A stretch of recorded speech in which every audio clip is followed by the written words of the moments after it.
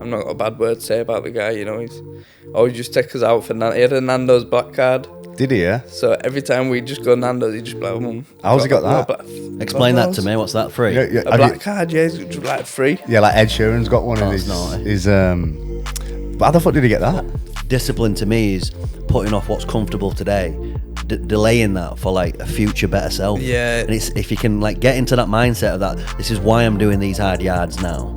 It's going to pay off further down the line, but I don't think most people, because it's how we live now. Yeah. It's never been easy with the phones, connections, partying, drugs, women, name it, like your vices, gambling, whatever it might be that you get lost in.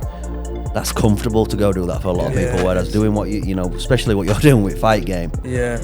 You've got to be disciplined, and you've got to like, it's got to be all or nothing, because the other man could be doing that. Yeah. Do you ever get that in ring though, where people say it's like the bitch inside your brain telling you to stop, or saying, right, I've been beat here, like this is he's had your number, or do you, is that not even in your mind in a fight? There was some lads in there. They were starting on Fraser, like the biggest guy. I was like, oh, leave him alone, lad. Do you know what I mean? And anyway, started on me. I remember just losing my shit and setting about two of them, and they were just in hysterics. I'm just little. I think at the time I was like 49 kilos. Do you still do some damage though at 49 kilos? More damage than I looked. Yeah. You know what I mean? Imagine seeing that bro, someone 49 kilo just teeing off on two blokes, aren't you, man? Mate, you never know how trained they are though in today's world.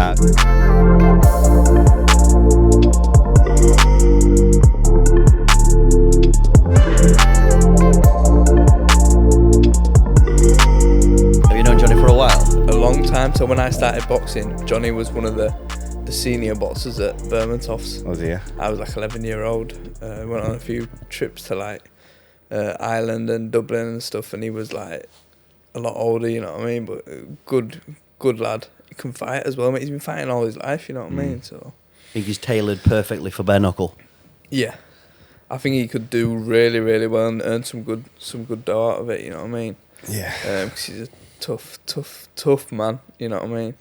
When he first fought Will Cairns, that journeyman, not that he didn't make me think, oh, maybe he's not made for sport, but obviously you're not fighting much of a fight against someone like Will Cairns. Then obviously he fought the other week against that Abel. Performance he put in there, mate, I was like, he's going to smash it now. He can punch as well, like he's got a dig on him. And obviously in that bare knuckle, if he had a dig on him in boxing 10-ounce gloves, then bare knuckle he's going to be taking heads 100%. Clean off. How big would bag have to be to get you in bare knuckle? My hands are brittle, mate. That is, when I come out, I've boxed the other week and I come out and my hands felt damaged on it, and I'm fighting 8-ounce gloves, but then they're wrapped up and that, whereas bare knuckle, obviously if the money was there I'd do it, but yeah. And just from wear and tear of it last fight? Just wear and tear, like I've had operations on that one. But yeah, I think it's just from just punching over the years, since being a kid. Yeah. How old were you when you started? I was in and out of the gym from like age of a baby. But I started properly at 9 when my brother quit. My brother quit at 12, he's 3 years older than me, and my dad was like, oh, you're going to come down to the gym? And that's it. Eventually, I was just fed up of him asking him. I said, all right, I'll come down. And I got the bug, and fucking, it's just gone. And we're here now. How old are you now? 29. 29. I tell people that all the time. They're like, what? You're 29? I was at barbers if they were like, you're 29? I was like, yeah, I know I've got a baby face, I know, but boxing's kept me young. Apart from my nose. That's about 10 years older than me. How long were you in the amateur game for? So yeah, I had my first amateur fight at 11, and I turned pro. I think I was 23, so 5 years. No, but about 24. So yeah, a long time. Fair few years. Yeah, it is. It is a good 16 years or something like that. And how's the professional game at the minute? What is sort of your goal right now? You said there off cam you've just had a fight recently. Yeah. What's going on there with that career at the minute? Yeah, so I've had 19 fights, lost one, and I lost November time last year against a lad called Shabaz Masoud, who was recently signed with Matchroom. It was a sort of fight which most people would usually wait until, down the line. It was for a world title or something, and the money was good. We both believed we could win. He was calling my name, and I'm never one to, turn away from a fight. he beat me. He beat me fair. I got it wrong on the day. He got it right. So I had a bit of time out, but I'm back now, and I want to be back winning belts and titles and that. So pushing on. I watched that fight. Well, most of that fight this morning. You got stopped in 12th. Yep. How did you feel leading up to that last round? I felt alright, like I was fit as anything for the fight and stuff. I felt alright. I knew I was down. One of the judges had me winning when we spoke to the officials afterwards, and two of the judges I didn't win, which I think he was up by 2 or 3 rounds. But if you're watching the commentary, you'd think I'd been absolutely chinned. You know what I mean? But it was a bit biased. But like I felt absolutely fine in there. I got hit with a shot in the last round, which actually hit me on the back of my head. He didn't mean to, obviously, but he threw a hook. I leant in, and it just knocked my senses completely. Because I took some shots from him throughout the fight, and like none of them bothered me. But that one on the back of the head did, and I just never recovered. And then you took a year out, haven't you, since that last fight? Just what's that for? Is that just right? I'm getting back in training, getting back into the flow of things before I have another fight. Yeah, I had a bit of a chill. I got married. This year, which was nice. Obviously I had my stag do with the lads and a beef, something which I never thought I'd be able to do with my boxing career. And I just chilled a little bit. It's been nice to do things that I wouldn't usually be able to do. But then it was back to it. Obviously, I've kept in the gym every day, because otherwise, as I said to you before, like I just eat, so I'd end up just getting fucking massive if not. But yeah, no, it's back to it now, like back to business, and it was nice to get a win, a good stoppage last week. But I want to push on, and by this time next year, I'll have another title. I'm pretty sure of it, and maybe even a few. You know what I mean? When you take a loss like that, can there be positives in it that you can reassess what you're doing and refocus almost? Can there be a blessing in that? Yeah, 100%. Like, I'm hoping that in a few years' time I'll be like, oh, that was the biggest blessing, in my career. But I've learnt more in this last year about myself as a fighter than what I have done my whole career. And I watch that fight back now and I'm cringing. I'm like, oh, what am I doing? You know what I mean? But yeah, I've learnt a lot from that, and I'm glad it's happened. At the time, I was fucking distraught, but yeah, I'm glad it's happened now. You're glad it's happened because you learn a lot moving forward as a fighter, but does it affect you with it having a loss on that record? Yeah, it does. I think a lot of people lose hope in you, and they doubt you a little bit more. But I'm lucky, to be from a city like Leeds where they've stayed behind me and they've backed me. Like at my last fight, like everyone came out to support me, and there's not many cities or even people that I'm lucky. I'm blessed with good people around me. Yeah. So yeah, obviously there'll be doubters and that, but it's on me to prove them wrong now, and that was a bit more motivation, I guess. That's it. And at least it's against someone like that, Shabaz, who's obviously highly respected. It's not as if you went in there and got beat by a journeyman. Whereas a lot of people are still... I mean, boxing, especially as a young pro, people do pad the records and want to build it up, and that's obviously if you get a loss on their early doors, then it kind of puts you out of the stead to get signed by places like Matchroom and stuff. But at least it was like you said, you and this guy both went in there, both thinking you could win. You both took a risk, and it just didn't pay off on the day. But as long as you're learning from it, bro, and you're moving forward your career and that. So no, for real. Like you said, people don't take them sort of fights these days, and a lot of people box just to say they're boxers, and they'll just continue to fight journeyman after journeyman.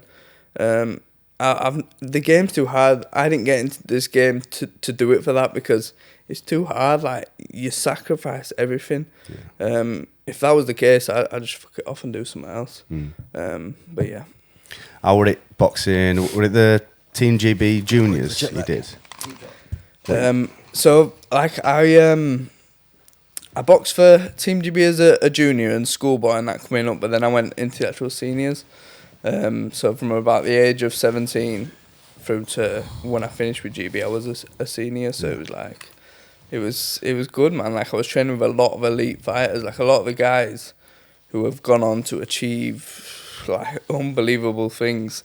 I've lived with for years. Like, I lived with, in my house there was Joe Cordina, Galal Yafai, Fraser Clark, and Kazash. We all lived in a house for like 4 years, and that was us us four or five for them years, and it was sick because Joe Cordina, a world champion now, Galal Yafai, Olympic champion, going on to do major things in the pros, and it's serious, man. Like it inspires you to see what they've gone on to achieve. It's like I am that level, you know what I mean? So it's just all about hopefully fulfilling that. Yeah, man. Did you spend a lot of time with like AJ? I saw you put a post on with, or a couple of posts on actually with AJ. Were you spending a lot of time with that guy? Yeah, no. When I first got on, he was just starting by going off the Olympics and stuff and watching him become a superstar overnight. But he always, crazy.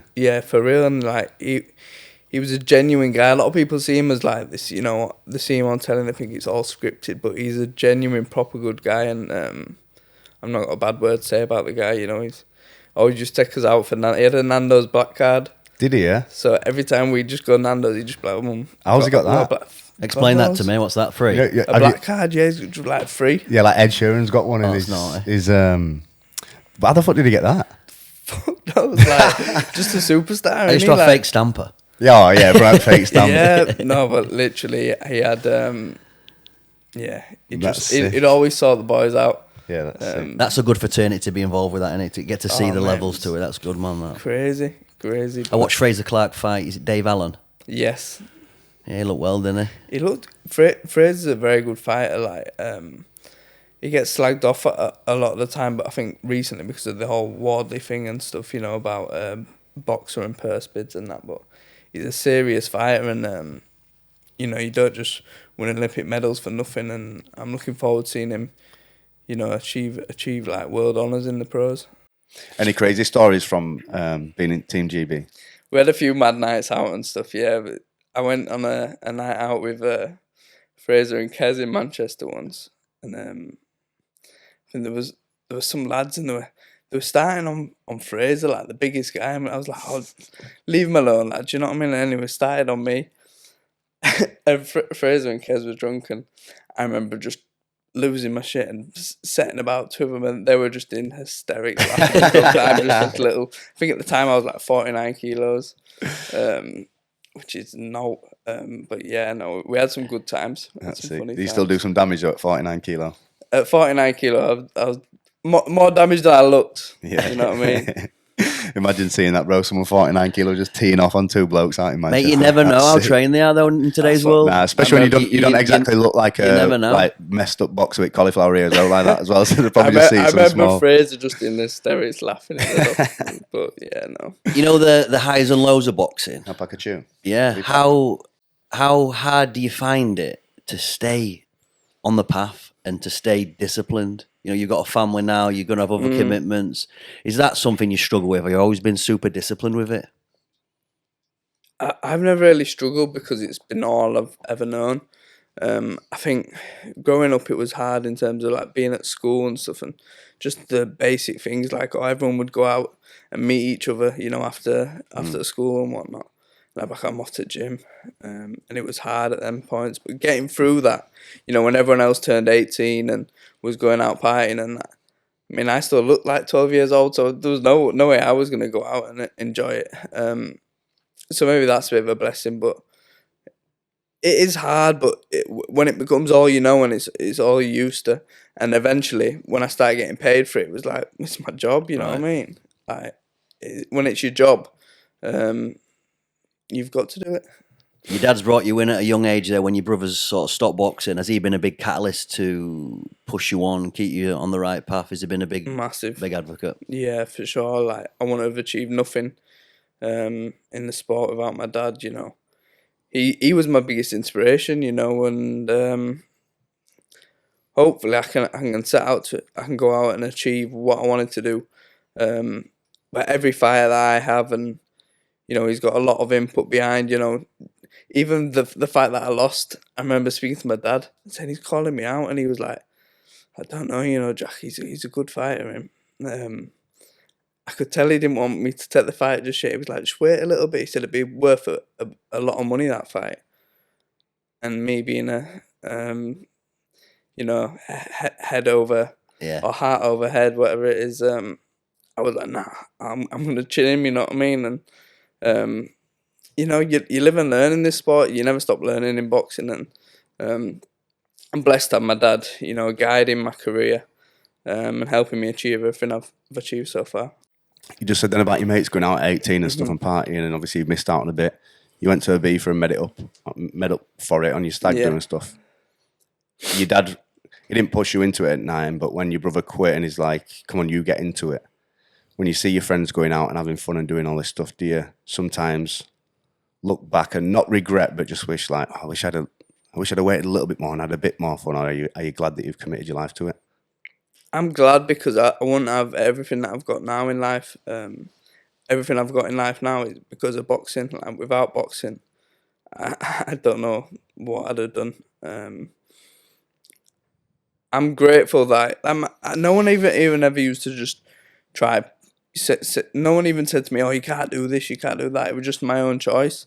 But I'm glad I made those choices, and you are never too old to be able to experience going out and stuff like that. I see people out now like going out partying at silly age, you know what I mean? So and you know what, it's the same shit, different. It's always going to be there. It's always going to be there. That I couldn't think of nothing worse. Yeah, but the pursuit of what you're doing is not always going to be there, so you've got to capitalise on it. That's what I mean. Like one day I'll wake up and I might not be the same fighter that I am, and it's done then. You know, die with memories, not dreams. You know what I mean? We had this debate the other day. You're 29 years old now. Do you feel like you're hitting your athletic prime? Do you feel like how's the body feel? Yeah, definitely. I'm feeling stronger. I was a late maturer, and so I feel like I'm getting my like full man strength now, and I'm maturing. So I feel that now that I'm back to winning ways and I'm on the path again, I think 2024 could be a big year. Is it mapped out boxing then? So like with your management team, or whoever's like sort of in your corner there counselling you, do you map the years out in advance? Like this is ideally how many times I want to go out and box this year. This is what we want to pursue. Is it well orchestrated like that? Yeah, you could like at the start of the year you could say, oh listen, I want to fight this month, but you can't predict anything with injuries and stuff. Like you could have one fight and then break your hand and be out for the year. But yeah, ideally you want to be fighting like 3 or 4 times a year when you're first starting out. As your fights get harder and longer, so you're doing a 10 or 12 rounder, you fight less, maybe 2 times a year or whatever. But everyone's different. Everyone's different. You've got to sort of take it fight by fight, assess the injuries, and then, for sure. Who's available to fight, I suppose, is a big thing sometimes, isn't it? Because it swings both ways. Yeah. Like if you've got a knock and then the person you were due to fight had a knock, you just don't come into line almost. Exactly. It takes 2 to tango, as they say. On the domestic scene in England, who is the fight to make? Who's in this picture? For me? Yeah. The British champion at the minute is a guy called Nathaniel Collins from he's from Scotland. So he's the British champion. I think he's got one more defence of it until he keeps it outright. That sort of fight is like touching distance away from me now. So hopefully by this time next year I can be fighting for them sort of titles. When you get to this level, is there a lot of people that you can sort of choose and get matched up against, or are you sort of like, is there like a handful of people that you'd sort of be looking at fighting? I think when you look at internationally, like when you're fighting for these WBA and WBC titles, and that, you can sort of choose, but again, that it becomes with like if you've got a promoter like Eddie Hearn or someone who's throwing a load of dough at you, then yeah, you can choose a little bit, but when you're coming up the hard way and you ain't got a promoter or whatever, you just got to take the jump, you know. Sometimes the board can even say, like when I won the English title, they said, right, we think Jack should fight for the English title now against, and they picked out a guy called Shabaz Masoud from down south, and they just basically forced us to fight unless one of us was to say, oh no, I don't want that fight, and we both did. And yeah, it got made. But I think that's better. You see that more in UFC when you see like Dana White and stuff. Like you've got to fight him or whatever. That should happen in boxing. There's too many people just going their own route. In boxing. And is there any politics at this level with it? Oh, yeah, massively. I think if a fighter don't want to fight, like he's not going to fight him, and he'll never be forced to fight him because at the end of the day he'll just make some sort of excuse. Yeah. Do you think AJ gets a bit of stick for that? Yeah. I think he'll get stick no matter what because he's a superstar, isn't he? Like, I think anyone at that level, they're gonna get stick, winning or losing. So you just got to become a bit like blunt with it and be like, I don't care what you think. It's tricky as well. I bet AJ's probably not the final decision maker either for his matchmaking. Yeah, exactly. There's probably that many people behind him that go through it all. Like for him, he would just be like, must get a bit of a headache for him at times. Like, yeah. I don't know. I proper liked him. I didn't really watch him much through Olympics and stuff, but then when he first came onto the scene, I proper liked him. Then because of the matchmaking thing, I went off him a little bit because it seemed to me like he was sort of dodging fights and stuff. But then you think about it, and you're like, there is probably way too many people making decisions for him to do it. That's not the right fight or whatever like that. They're trying to take as much money out of the pot as possible, which you can't knock them for. Yeah. They just seem to be playing the game correctly. Like they've just announced the card. Is it in Saudi Arabia? Yeah. Where he's fighting Otto Wallin, and then you've got Deontay fight. Yeah. So it's like, I'm surmising they're just trying to make that fight eventually down the line, but that's the difference for me, just being a casual fan. That when I watch UFC, it seems to be they're going to pick the best v the best in the top 5, and boxing's more of an orchestrated sort of build the fight, big promotions. There needs to be a lot of money attached to it. And in UFC, you don't see a fighter with an undefeated record. Like a loss, everyone has a bad day in the office. You know what I mean? Yeah. Whereas boxing, everyone's trying to hold that. If you get beat, you get beat. Come back better, in my opinion. And I feel like boxing will get a bit more like that now because people are taking risks more often. Yeah. But Mayweather caused a silly effect where he was like undefeated, and everyone wants to be like Mayweather now. Yeah, I agree. Or they did. I agree with that. Do you watch much UFC? I like watching it. Obviously, when there's a bit of talk about a big fight or whatever, I'll tune in. But mainly, like, I won't stay up and watch it. You know what I mean? But I'll always try to follow it. Yeah, man. Did you see the announcement of Kevin Holland fighting Venom Page? No. So Venom Page is signed for the UFC now. He's fighting Kevin Holland, which should be a good matchup. I wonder what made MVP just do that one bare knuckle fight. Did you think he was going to come in? I'm going to guess he got paid a big bag. Did you see what he said regarding McGregor, Feldman? No. Did you watch Mike Perry and Alvarez fight? I watched highlights of it, yeah. Fucking unbelievable fight, that. But he were calling everyone out there, and they were calling Strickland out, McGregor. Who, Mike Perry was? Yeah. He's a mad guy, isn't he? I like him, mate. I feel bad for them people because I think we brought it up on a previous pod. Durability, the ability to take damage. I know it's a good strength to have, so if your chin's strong and your head's strong, but they take some bats to the dome, mate. His face looked like both of them were just swelled up, orbital bone smashed, cheekbones just out here. We said this to Johnny, though. Do you think... How many times can they go through that with a body? Do you think taking that damage, though, is worse than boxers? How many punches would you say taking a 12-round fight?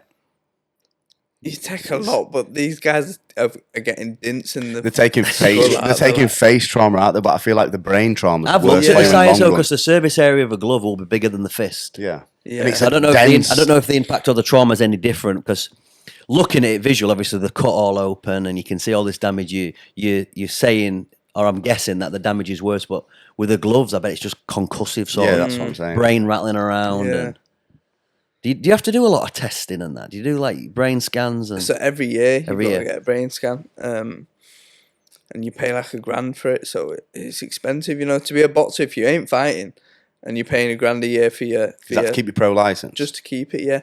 And then they check it. What they do, I was chatting with someone about it the other day. They said they get like almost like tracing paper, and they get your old brain scan from the year before and put it over the new one. And if there's any change, like any change at all, they can be like, "Oh, you're not boxing," and then you've got to do further tests. But so many people recently have failed because your brain is going to change when it's getting like punched and that, and you're getting older or whatever. It is going to change, isn't it? So I think it's always a bit of a nervous subject when people go for a brain scan. As a fighter, do you try not to think about that?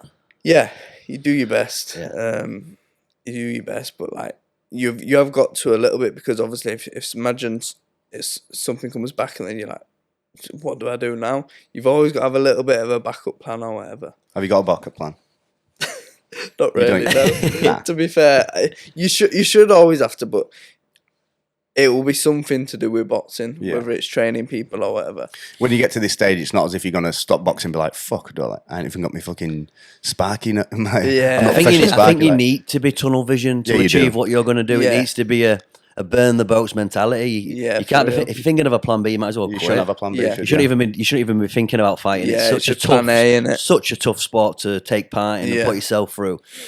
It's I think if you've got a plan B, it's all or nothing, isn't it? It is literally all or nothing. Like, I think if you are gonna mix it with other stuff, then you're in the wrong business for sure. You mentioned off cam there a change of coaching. What's going on there? Yeah. So my dad has always been my main coach from a young age, and I noticed when I had that fight with Masoud, the one I lost, before the fight, like, you could see how nervous he was, like, and it wasn't rubbing off on me because, but I felt like I was trying to create a bit of the atmosphere and stuff.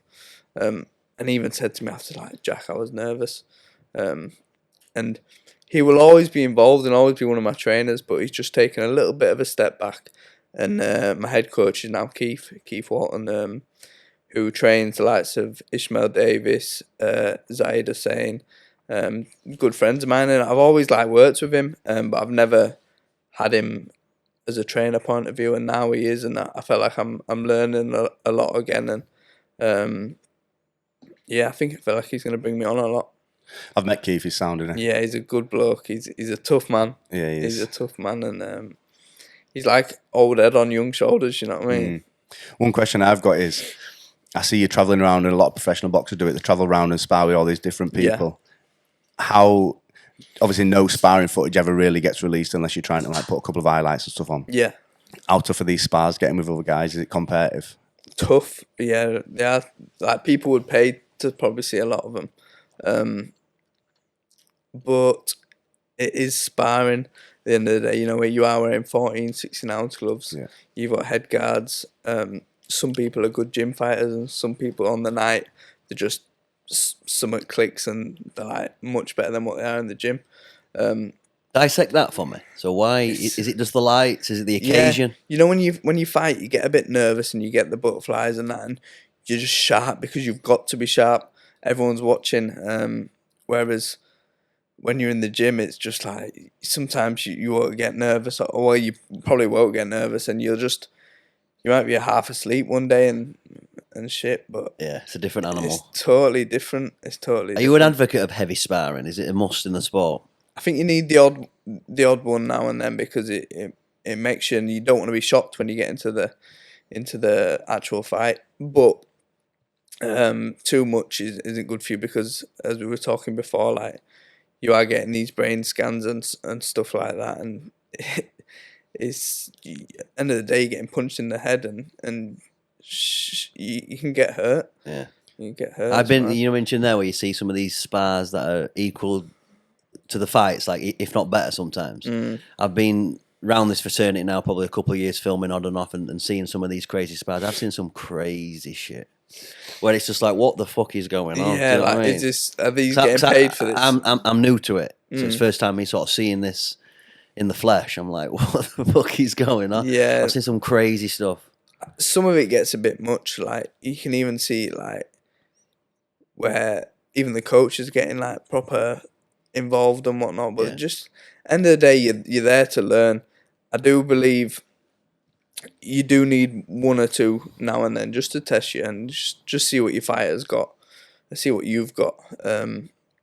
Because on the night you are going to come into that, but not all the time. I saw you put a little clip on Instagram. It must have been a few years ago, and you were it might have been Team GB, and you were filming a guy sparring, and these two guys were teeing off on each other, and everyone were like, I don't know if it was an English guy versus a Moroccan or something like that. You're like, go on, give him it, and you're proper going at it. I think it was Troy Williamson via Moroccan, if I remember rightly.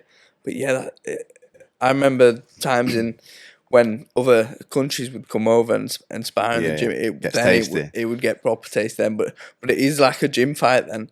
And there's a bit of you can accept that because it is almost like a pecking order. It's it's a fight, in it? Pretty much going to test your guys against another exactly, country. Yeah, and there's no result, but you want to win, don't you? But yeah, no, we've had. When you say win, are you looking to stop them there? Not necessarily. Just you want to get the better of them. Yeah. Who is it? Is it Conor Ben or is it Eubank Jr. who said he went over to? Where did he go now? Not Colombia, Cuba. You seen that clip of him saying he went over to Cuba and ended up sparring with a heavyweight and got knocked out at ring? No, I ain't seen Have you not seen that clip? No. Yeah, I think it were Eubank Jr. and he were like, he were on about quitting. Yeah. And just knowing in your mind if you've quit. And he said he went over to Cuba to spar and they put him with his heavyweight and he's like, bit of a difference here, but he's like, fuck it, I'm going to have to do it now, I'm here. So we did 3 rounds of this heavyweight. First round got knocked out at ring and all this Cubans team were fucking cheering and that.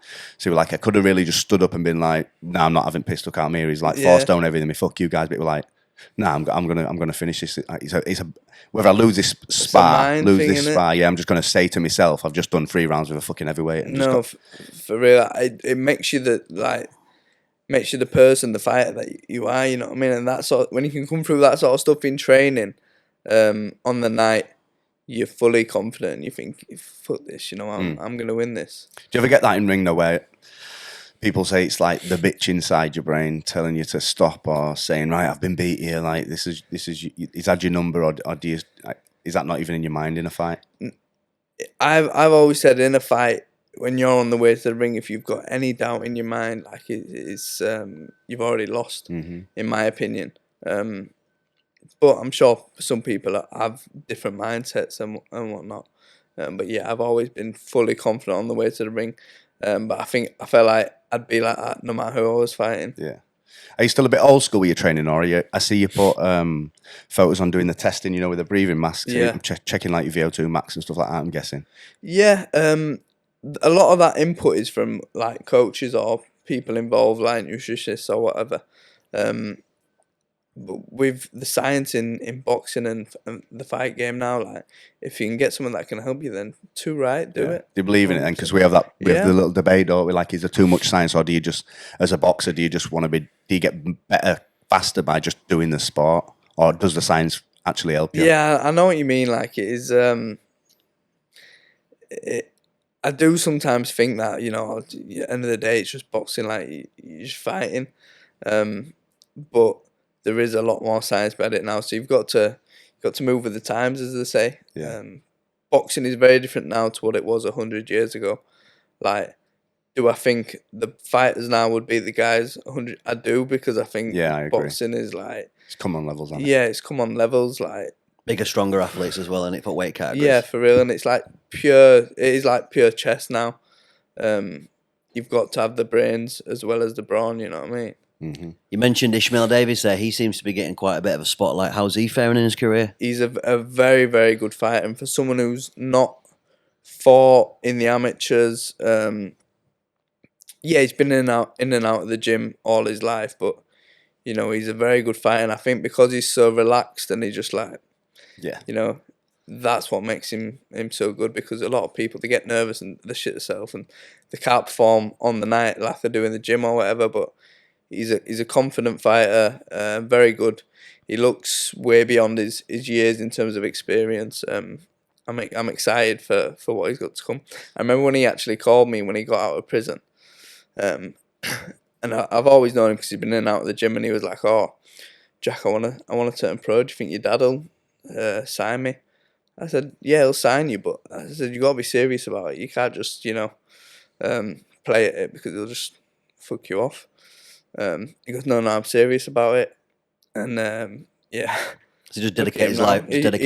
He's turned his life around, and you know, he's looking to provide for his kids, and he's putting a lot of time and effort in. He's fucked off a lot of this rubbish that, you know, he didn't need in his life, and he's doing well, man. I'm proud of him. Yeah, man. He's coming on pod. I spoke to Darryl a couple of weeks ago.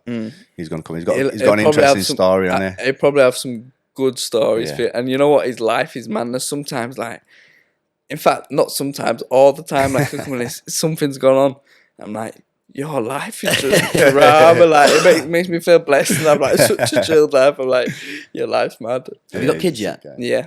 How did that change your life? Ellis is just Well, how do I explain this? Bro, He's just about to have bro. not yet. When was the baby due? Expecting in June. Yeah, congrats, brother. Cheers, bro. June baby. I'm a June baby. Nice. So Does it change your life? That massively. Like, it's made me realise there's so much more to life. Like as long as she's my baby Sienna, as long as she's happy, like I'm happy, and if she lives a good life, no matter how shit my life gets, like I'll be a happy man. Yeah, respect for that. Because when I first told Josh, though, this debate, like, is it the right time? Is it going to distract you? And I'm like, in my head, I think, like you just said, then it's going to give me a bit of a purpose to not. I'm not just trying to do things for me. I'm not trying to like earn money so I can have a good life. Then You've got a reason, and now, yeah, exactly. And hopefully, and I think it will. It's already starting to already motivate me to do better for myself for that reason. So no, it will. No, congrats, bro. Honestly, cheers, yeah, sick. plans for any more, or we're just going to keep it one and done? I'd like to, but I suppose it's the missus that carries the minute. So yeah, I think we will. We will. I think there'll be a little bit of a gap though. So she's already 2. So but yeah, no, I need a little boy, don't I? Yeah, need a little boy because little prodigy. For me, my dad I'd love it. Obviously, he's got 3 granddaughters now. So my brother's had 2 girls as well. So it's mad how it runs sometimes, isn't it? Some people just seem to have girls in the family. Some people seem to have just loads of boys. Boys, I know, but yeah, I want a little champ. Give me some advice here, bro. Does it get easier to put up with the women after like 3 months of being pregnant? Because I'm fucking towing at the moment, me. Hormone levels and stuff. Careful what we say, boys. Yeah, no, of course. Yeah, don't we give it more shit when he gets home. No, like like you say, the bodies are probably just going through madness. So you've got to like understand it. But yeah, the answer's no, innit? Yeah, you just got keep them happy. As they say, happy wife, happy life. Happy life. I don't know what it is. There's something built into me, bro. That because we'll argue, and then when it all boils down, she'll be like, "Just be the bigger person." When I'm being emotional, you just like say sorry, and I'm just like, in me, I'm like, I don't like saying sorry for shit that I've not like. I don't feel accountable for, so it fucking bugs me. But like you said, bro, I'm just gonna have to try and be a bigger person. But I've warned her, and I'm like, swallow it. You just got to swallow it. Yeah, exactly, bro. And I said to her, if I'm the bigger person in his next argument, and I say, right, I apologise for whatever I've done, let's get over it. But you carry on the conversation, I'm gonna bite straight back at you. I suppose it's just a learning thing. What you should do, is just do what she says, and then go, because I'm the bigger person. I'm gonna do this, make it clear. And it'll just piss them off even more. You got to play a game, haven't you? That sounds like more. You got to play the game. Do you know what's absolutely crazy? 87.8% of our viewers are not subscribed to this channel. When we first started this channel, the goal was 10,000 subscribers by Christmas Day, but that's never going to happen without a little bit of help from you. If you're enjoying us content, you like listening to us podcast, and you really want to help us reach this goal, please hit the subscribe button. Turn your notifications on so that you won't miss any of his episodes. And in return, I promise you right now, I'll make a promise. The guests will get even bigger, even better, and I guarantee we'll make the show as entertaining as we possibly can for you. So please hit the subscribe button. Thank you very much for supporting the channel. We really appreciate it. Now you can go back to enjoying the show.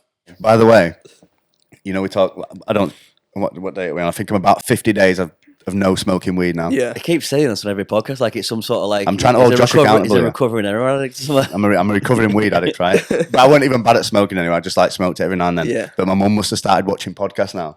I sat down with her one night. She goes, I didn't know you smoked weed, by the way. And I went, oh, well, I only did it a little bit, like, but I've stopped now. She went, yeah, I've like... It's because you make it's because you make a thing out of it. In what? Well, every podcast, every time he states the day, I'm like 42 days recovering, like, which I respect. Recovering, bro. Come on. I respect what you do it. Because he's clearly craving a This split. is what I'm thinking. I am. We had Johnny Graham on last one, didn't we? And I'm like, he's going to relapse. Nah, definitely not. The reason why I do it is because if I keep holding myself accountable and keep like bragging about how many days like I've not had it, I'm going to keep doing it. Whereas if I forget and I just you've achieved. Yeah, I don't want to creep back onto, I can have one now. I've not had one in ages. If I just keep like counting the days and shit, I'm going to be like... What made you want to stop? Just some people's brains work differently on it, and like Josh probably works well on it. I can sit there and edit for 4 hours and undisturbed, like just solely focus on the task. Locks me in. Whereas I've got like an ADHD brain. If you haven't got my attention, something, I'm like, boom, boom, boom, on to the next, on to the next, on to the next. So I need to, it's a crutch. I could learn the discipline to be focused on the task. It's just discipline that, but this helps. It does help. Yeah, and for me, it's just, if I smoke it and then go home to edit, I'm just like, I'll start editing and I'm like, I'll be thinking of so many other things, or I'll be wanting to pick my phone up, or eating food, or shall I just go and chill out now? I can do this another time, and I'm not stoned, and it slowly just rolls downhill, bro, for me. So I'm like, nah. I'll ask a question because I'm toying with getting engaged. That's not saying married just yet. How much of a bigger decision was that for you? Just lock it down. That's me done. I like how he's come on pod. We want to talk boxing. We're just like getting 100% relationship and child advice. Yeah, not to be fair, talk life, boys. I love it.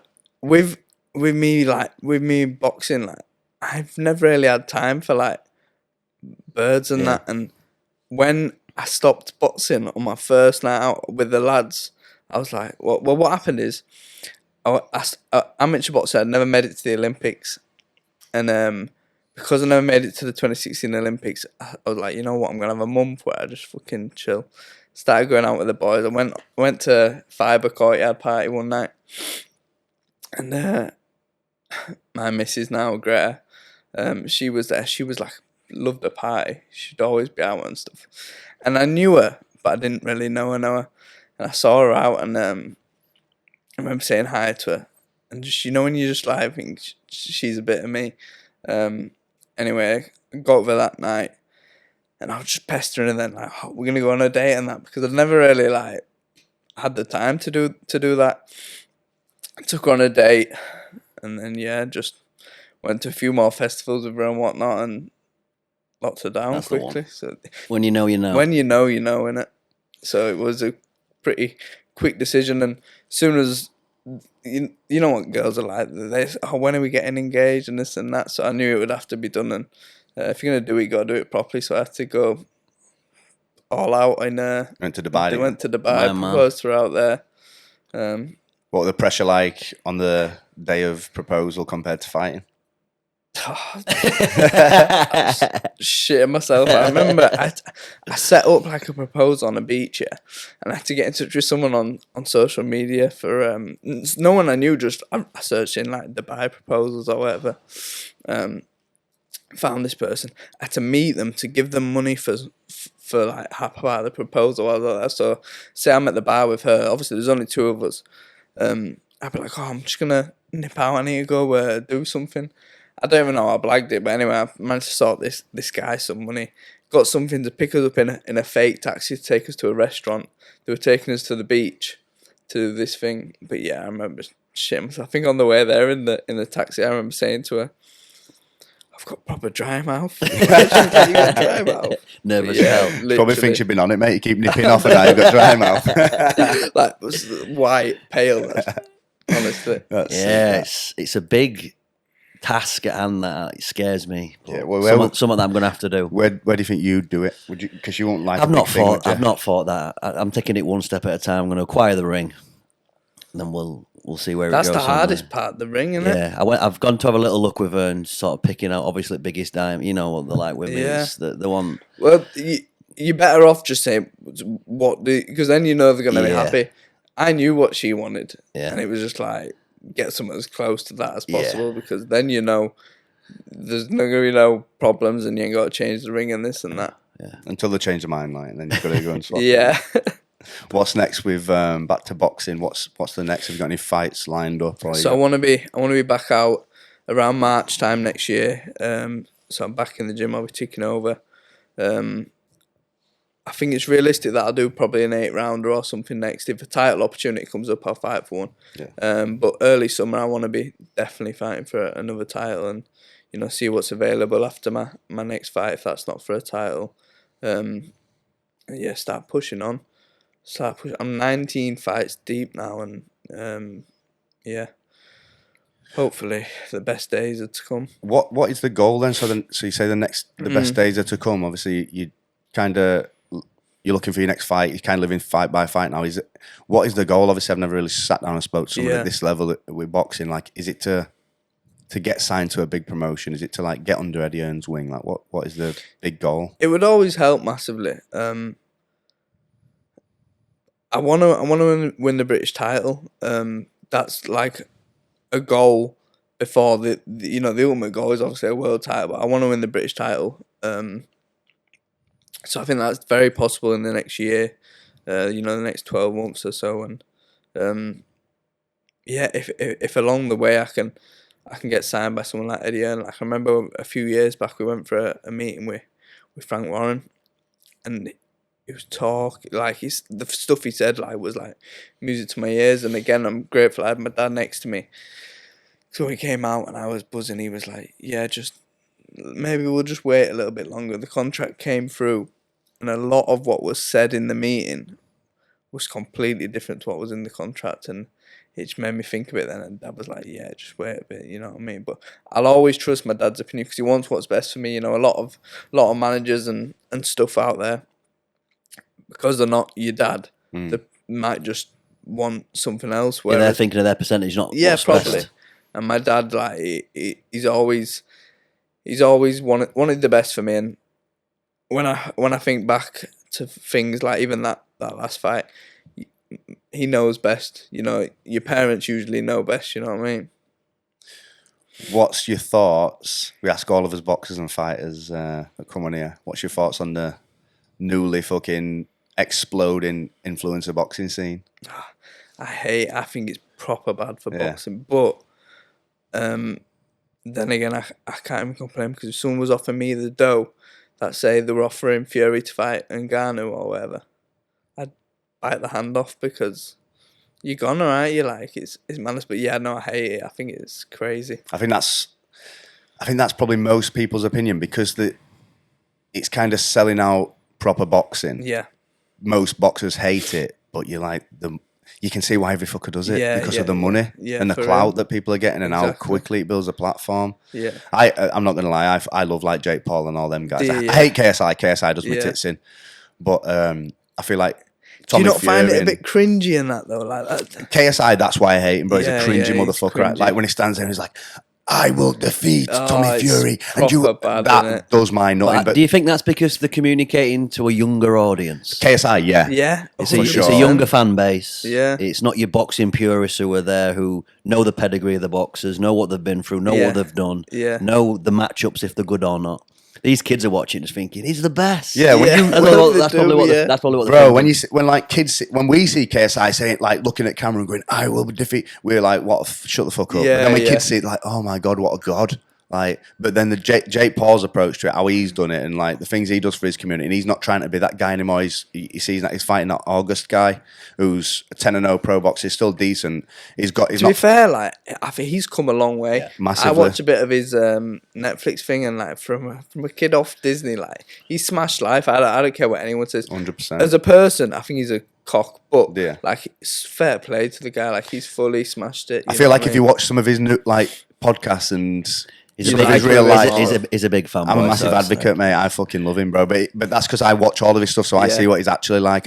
Like yourself, you probably haven't watched that much on him, so you think he's a cock because of like the stuff he says to Conor McGregor and stuff like that. Whereas most of that's a facade. He actually seems like a bit of a boyo, a decent guy. Yeah. And a lot of people, I said this to Danny Mitchell, a lot of people think, like, see him and they're like, oh, I'd fucking beat him, but he's genuinely an hard bastard as well. He's an athletic hard bastard. He can fight a bit. Yeah. And I've said that a few times, like, even before his fight with Tommy, I was like, you know what, it's going to be a fucking close fight. Mm-hmm. Even what Tommy's done, bro, I respect what Tommy's done in a way. He's gone on Love Island, come out, fair enough, he's still passionate about boxing, but he's found the fastest way to make the most money. Yeah. At the end of the day, anyone that earns money in this day and age, like, and they do well for themselves, fair play, because not everyone's got the bollocks to take that jump, you know, and do something like Tommy has. And he's done it, and look at him, mate, he smashed it. Do you grasp the importance of social media now? Is it something you're doing more? Yeah. Do you put a lot of energy and thought into what you're putting out there? Yeah, I go through phases though, because one week I might post like 3-4 times, then I might not post for like 2 weeks or whatever. But you do need to be better with it. But I'm that guy where I think too much. Sometimes I leave and ask myself, like, is this all right to put? She'd be like, yeah, just post it, you know what I mean? But I overthink shit.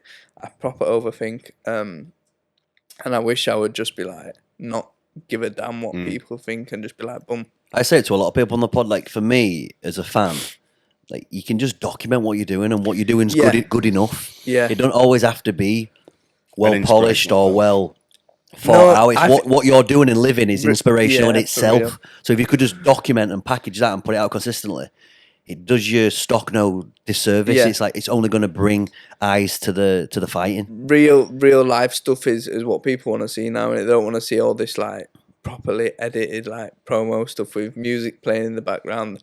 They want to see real stuff, and that's why I like sometimes when fighters put just like raw footage, like where you can hear everything, you know, the breathing, the pads or whatever, the bad days in the gym. Yeah, I love seeing that sort of shit. That's the one to do. Yeah, for real. Look at like Leo Marrison now, bro. He's not putting posts on trying to inspire people to be a world champion, but he's just showing people what he does, and he's packaged it up, and he's fucking apparently making a decent living out of it. Yeah, he's not doing anything he's special. Done very well, as Liam. Yeah, he's a hard man. Like he deserves, you know, everything because he's built from the ground up. You know, in terms of what he was doing with Muay Thai and stuff like that has only just sort of risen a little bit. Whereas before it was like underground, wasn't it? Like, and I don't know how much they were getting paid or how much they are getting paid now, but he deserves whatever he is getting and more. You know what I mean? Yeah, he's a boy. You've always had the fraternity of Leeds United behind you. Yep. How's that as a fan base? Are the lunatics good boys? Yeah, no, the good boys. Like, I've always said to have the support I do from my city is mad because there's not many cities that will support you like Leeds do. Yeah. So yeah, no, I'm blessed in that. Who's the other younger fighter who? Kobe, yeah. Kobe. How's he getting on? Kobe's doing really well. I think he can start pushing on this year and start moving towards possible titles because he's at the weight as well where you can get up there a little bit quicker. But I think he's gonna campaign for titles at super flyweight. Yeah. So I think he can do really well. He'll get Leeds behind him as well. Yeah, definitely. I've always wondered this. What do you weigh when you fight, about 9 stone? 9 stone. Because What's that in kilos? It's like 55, 56. 55. Yeah, you know, say you watch heavyweights fight and they're throwing big bombs and everyone's like, ooh, like every shot. Yeah. When you're fighting against another 9 stone guy, when you see their big shots coming, do they feel, how can I word this? So if you watch an heavyweight fight and they're looking tasty shots, even though you two guys are lighter, do you feel like the speed and accuracy still has a lot of power behind them? Are you still like sort of not scared to take them shots, but you're still like, fucking hell, that would have hurt? Yeah, I think one thing I've always thought, like, if I weigh 9 stone and the guy in front of me weighs 9 stone, and someone weighs 15 stone and the guy's 50, if someone's the same weight as you hitting you and you're the weight which can hold that shot, like it's gonna hurt just as much. It's like, all relative, that, isn't it? It's all relative, yeah, and like speed kills, man. Like if you get hit with it's the ones you don't see which hurt the most. Like I've been hit with shots and I'm just like, where the hell's that? And it can, because you don't expect it, it can knock your senses completely. Yeah. You know, you just get that white flash, just or you hear that noise. Like where the fuck did that noise come from? And it's I've just had you that being so caught. many times in like sparring or whatever. It's like, What do you think that is then? Does your brain buzz? think so. Must be. You never had that? Never. I've been knocked out in fights. But I didn't want to spar with Luke Kelly. Did you? Yeah, a couple of times actually. Yeah. He texted me the other day asking for Bakewell's number. Back on board, is So he he not? must be thinking Is he about fitting some well, sort of... It must be. I'm not seeing much of him, but he must be toying with the idea of a comeback. I saw he was back training with Daryl last week, so imagine Luke Kelly versus Johnny Graham, the boys. 2 big hitters. Yeah. Yeah. You know what? Like you were saying then about yourself, as long as he's well, that's the main thing. Because the man can fight, but you need to be well because there's life after boxing, life after combat, whatever you're doing in this, because it's fucking beautiful brutality, man. It is, Do you think it's hard? Let's dig into that because I know we're time constrained. Is it? If he's not achieved what he felt he could have gone on to achieve there, as a strong-minded man like Kelly there, is it just hard to leave it alone?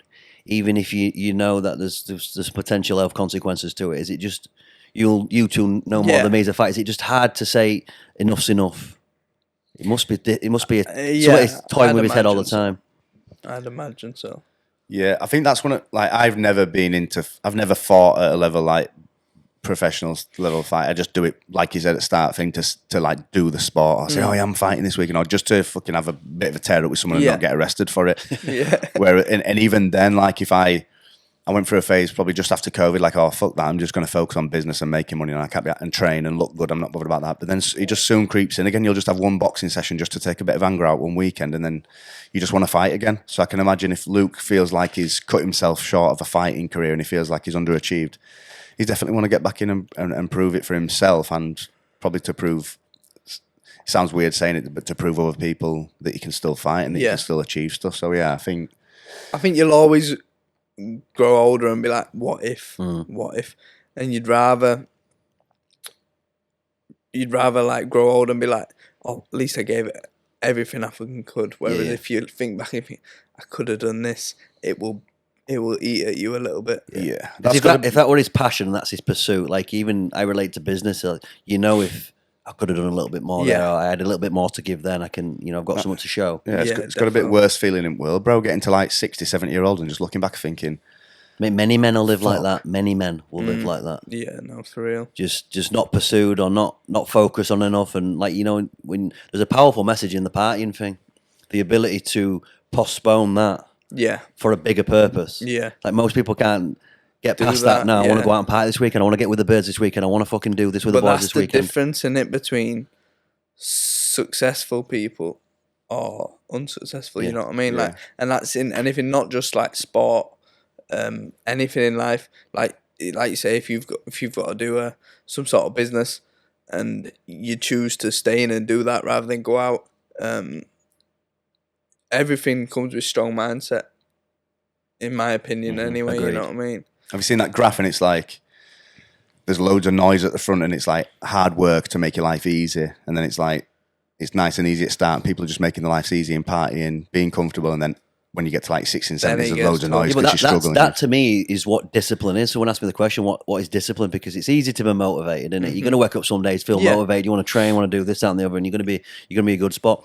Discipline to me is putting off what's comfortable today, delaying that for like a future better self. Yeah. And it's, if you can like get into that mindset of that, this is why I'm doing these hard yards now, it's going to pay off further down the line. But I don't think most people, because it's how we live now. Yeah. It's never been easy with the phones, connections, partying, drugs, women, name it, like your vices, gambling, whatever it might be that you get lost in. That's comfortable to go do that for a lot of people. Whereas doing what especially what you're doing with Fight Game. Yeah. You've got to be disciplined, and you've got to it's got to be all or nothing, because the other man could be doing that. Yeah. And you're going to meet out, and you're going to find out. It's like that's why me as a fan, it's such a good sport to watch, because it's the ultimate sport. Yeah. One man versus another man. It's not like it's a team sport where rugby, someone could have an off day in team. You can hide behind them. You can't. There's no hiding in that sport. No. Even in the training. Yeah. Like in rugby training, you could show up some days and be like, I'll give it 30-40% today. I feel a little bit fucking fatigued and tired. Boxing is like, especially on sparring days, no doubt for you boys when I watched it, it's like, you've got to show up, haven't you? Yeah. It's on your toes. You're getting taken out, innit? Yeah. On top of that as well, discipline's a decision. Like you can make yourself disciplined every day if you wanted to. Yeah. You can't always wake up motivated. So then people that you see in the gym every day, and they're grafting, they're putting 100% in, and they're turning up, and they're turning nights out down and going out for food and stuff, they're the disciplined ones, and they're usually the boys who... Yeah. Like Dana White said, that slap thing, I think we spoke about last week, that slap competition, have you seen that? I've seen them. Bro, some of them faces. It's not right, like, is it? It's not right. And that's from 3 or 4 big slaps, bro. No, it's like, I can't believe Dana White's done it with the brand he's built. No, but Dana White doing that? Yeah, but he's saying people are giving him a lot of stick for it, but he's saying it's a massive business and it's proper successful and it's the fastest growing company. Well, it probably is, because people are going to...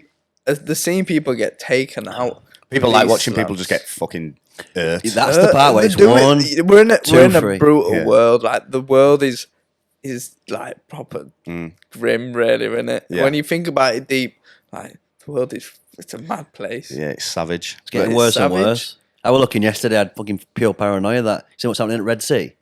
No, but go on. Mate, where they're just blowing US ships up and stuff like that. Really? It don't look good at the minute, mate. It don't look good at the minute. I just try and stay out. I try and stay out of that, but for business, especially because we get parts abroad and whatnot, and they have to get shipped in.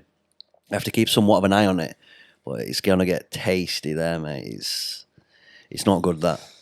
I just don't want to lower the worst these days, bro. And I just expect the worst. I was like, in fact, yesterday I was scrolling through Netflix and I saw something on World War II, and I just thought, I wonder if there'll be a World War III. I'm like, Mate, only 80 years ago. Only 80 years ago, 90 years ago, whatever it was. It's a speck in time. We're probably due a fucking. We just think we're all comfortable. All it's going to take is one of these mad, leaders of one of these countries, Putin or whoever, or this Kim Jong-un, to press a button and blow a lot of us up. Yeah. You just said then the mad people like Putin and Kim Jong-un. The mad people are fucking people like Biden and that, bro. They're the fucking idiots that are going to end up causing a war. No, I think Putin's trying to sort shit out. Get Trump in. Yeah, bro, get Trump in. He'll sort it. 100%. I like how Dana and Kyle and that are proper big advocates of Trump, and they're just pushing him massively. You see how they walked out? Well, Tucker Carlson, Donald Trump and Dana White just walked out. Yeah. The UFC. It's like fucking like Avengers, just fucking steaming out. I think that's cool as fuck, though. You never see the Kid Rock there as well. Yeah. I've never been to a professional boxing fight, so next bout I'll have to come and show. We'll have to see what it's about. Yeah, definitely. Come through, for sure. I appreciate 100%. You'll have to let us know when your fight's booked in. Yeah, of course. Definitely, I will. Right, we're on it now, Mark. You got training? Training. Let the man focus. Appreciate your time. Bro. Do you want to give any shout-outs to anybody? Sponsors? No, listen, shout out to everyone, man, that's tuning in, and thank you for having me on, guys. Thank you very much for coming, bro. Enjoyed that. Cheers, my man.